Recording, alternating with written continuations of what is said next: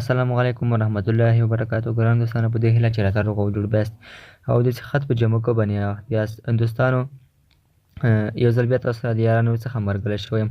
دوستانو، ما تاسو ته یوه خوندوره ویډیو تیاره کړې ده، په دې هیله چې د خوښۍ وړ به مو وګرځي.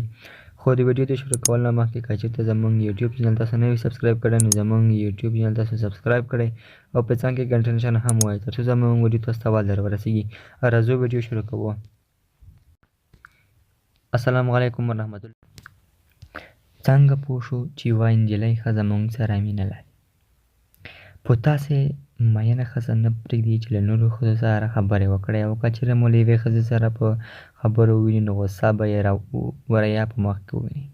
کله چې تاسو سره مخ کېږي نو ځینې عجیبه حرکتونه ترسره کوي. د مثال په توګه که چېرې تاسې په خپل مخ باندې لاس وهئ نو هغه هم ورته کار ترسره کوي. د خبرو کولو پر مهال ستاسو په لور ږغېدل، په خپلو کڼو او چشمو باندې لاس وهل او د خبرو اترو پر مهال یې تاسو څخه سترګې نه اړول کېږي.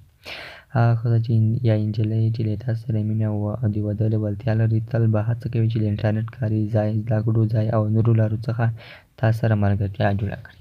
که چېرې کومه ښځه نجلۍ له تاسو سره د واده کولو هیله او مینه ولري، هېڅکله نه درته وایي چې کار لرم.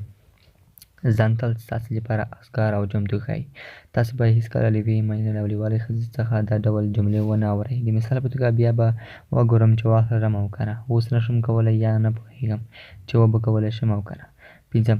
که غواړئ پوه شئ چې ستاسې د علاقې او مینې وړ کس ستاسې سره مینه لري او که نه، نو سترګو ته یې وګورئ. که چېرته یعنې مقابل کس ستاسې سره علاقه ولري نو خامخا به درته وګوري، مخ به وانه اړوي، بیا به درته وګوري او ستاسې په لیدلو به ستړی نه شي. کله چې د یو کس سترګې د ستاسې په لور وي نو معنی یې دا ده چې ستاسې طرف ته تمایل لري. ملګرو، دغه به زموږ ویډیو په دې هیله چې د خوښۍ وړ به مو ګرځېدلی وي. تر بلې ویډیو بیا هم د خدای په امان.